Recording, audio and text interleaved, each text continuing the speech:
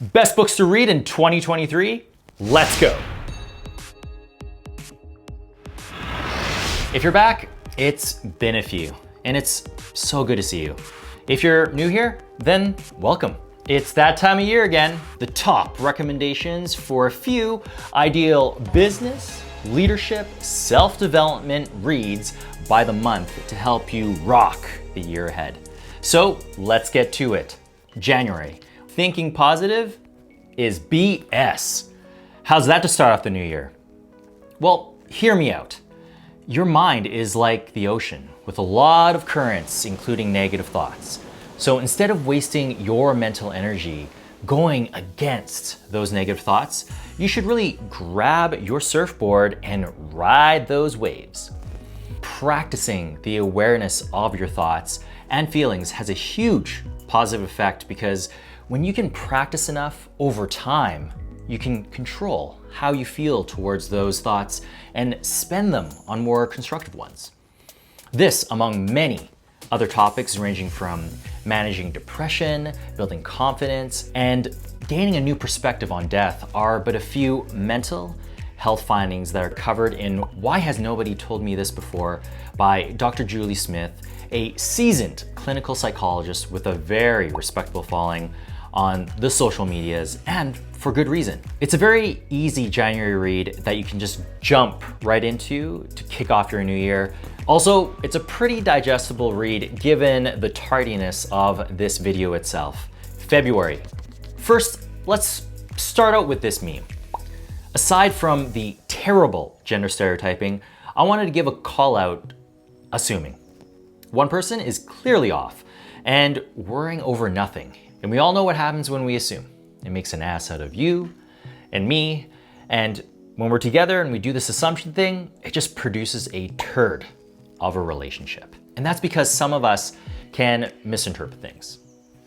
So guilty. Your mind wants to make sense of things and will bridge any gaps to do so.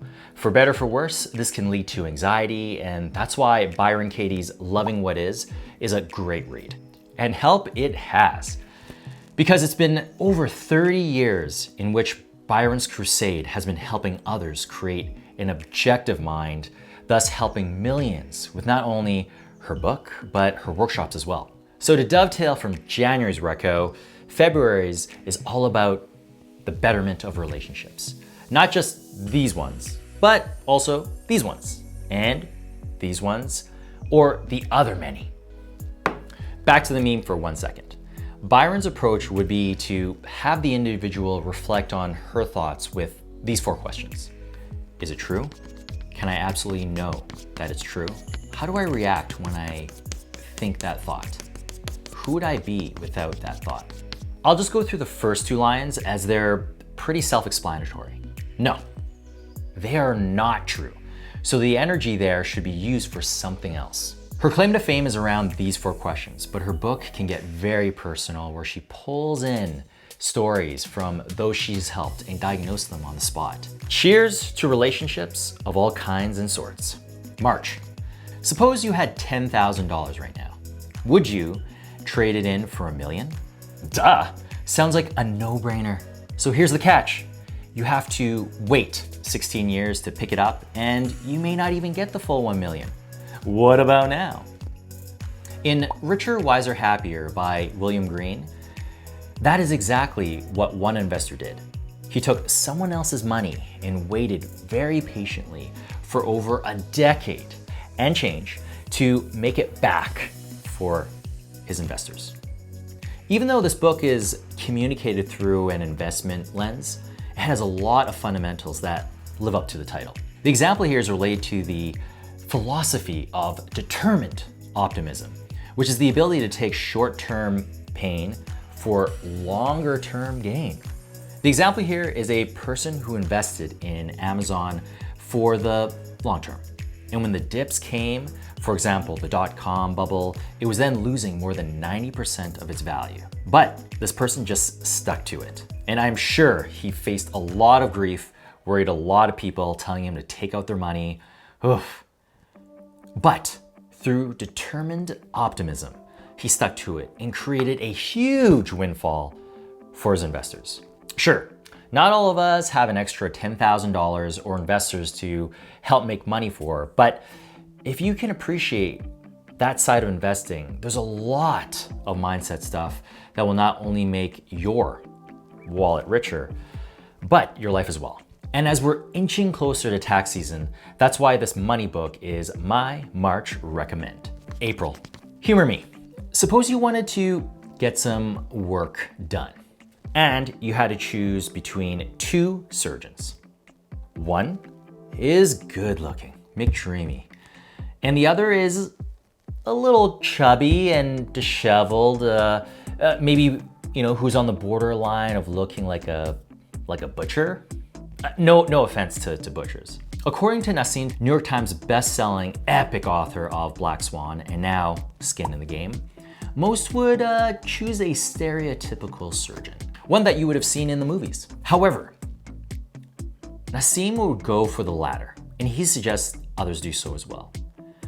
The thought here is that the butcher surgeon would have to be excellent because they had to overcome a lot and put in the above the bar effort due to the handicap of negative perceptions to get to where they are today. Nassim is onto something. I would have never thought about that and went through the stereotypical surgeon route, but that's the thing. We've been primed by the media on what a standout surgeon should look like. But instead, we should be always focusing on a person's skill set and resume and history and not on the appearance. April, bringing in the new spring season, I would recommend Skin in the Game for springing in new ideas by pointing out some other interesting human, psychological, sociological mind freaks one would never think about. Every time I reread it, I really do get something from it, and no, you don't have to get any work done. You're beautiful. May. In this world, nothing can be said to be certain except death and taxes. A quote from one of the founding fathers of the United States, Benjamin Franklin. You may not be successful at pushing off taxes, but you can do a few cool things to put the Reaper's Call on hold. Let's start off with a mention of life's magic dust. Herbs, spices, and seeds. Two specific examples: flaxseed, protein, fiber, omega-3s. A tablespoon a day helps protect against cancer. It lowers cholesterol levels and improves your digestive system, so the regular runs to visit Mother Nature are that much more smooth. Turmeric, a quarter of a tablespoon helps fight chronic inflammation, holds back heart disease, cancer, Alzheimer's.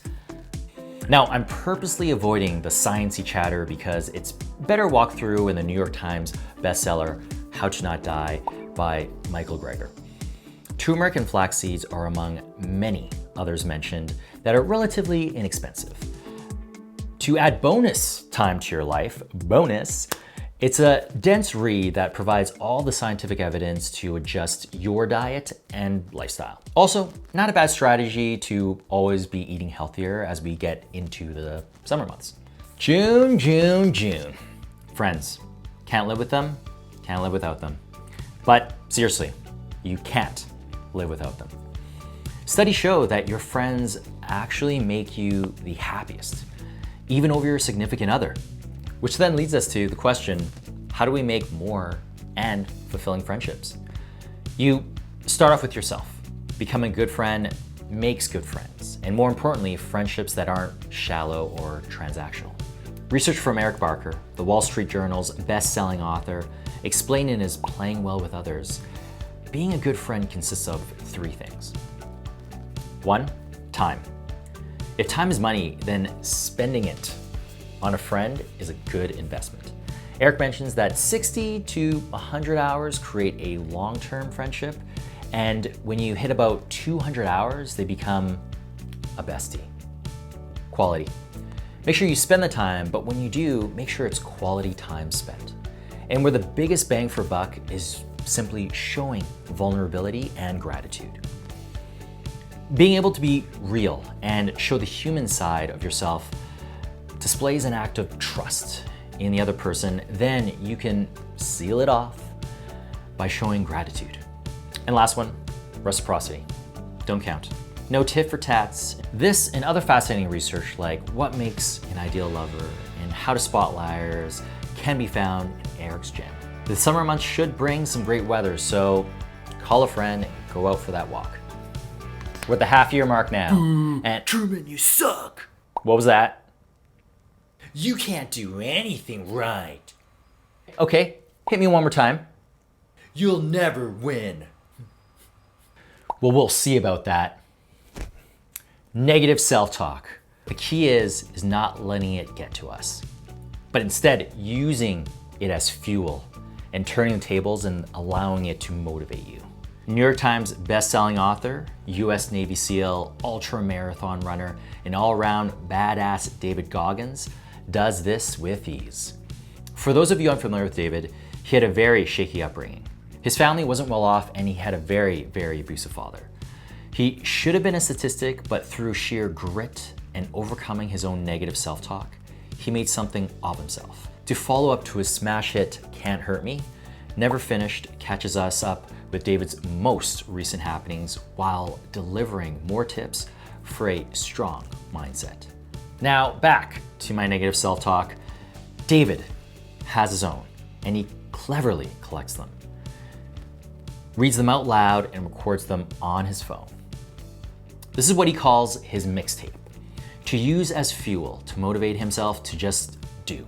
If he's not feeling up to the task for the 10K in the rain, he just fires up his mixtape, then he bolts out the door.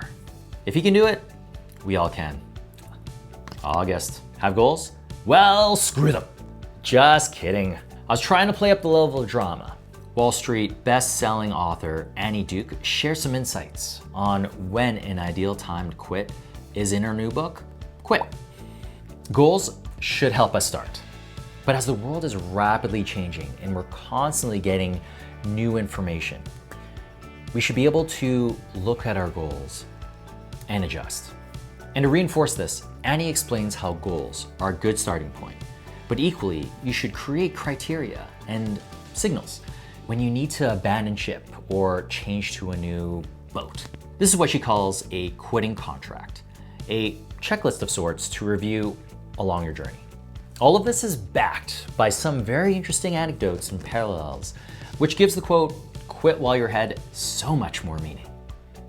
September. I'm not sure this is for you, but stop the music. How did those words make you feel?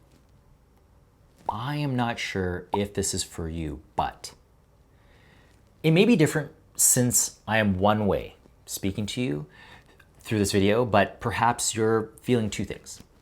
One of which may be to raise your eyebrow and tell me that you'll be the judge. And the next is perhaps curiosity. What is this loud, obnoxious guy going to say? And that's the beauty. These words help you capture attention and lead your listener by shifting the focus on everything you're about to say, like a cliffhanger at the end of your favorite show.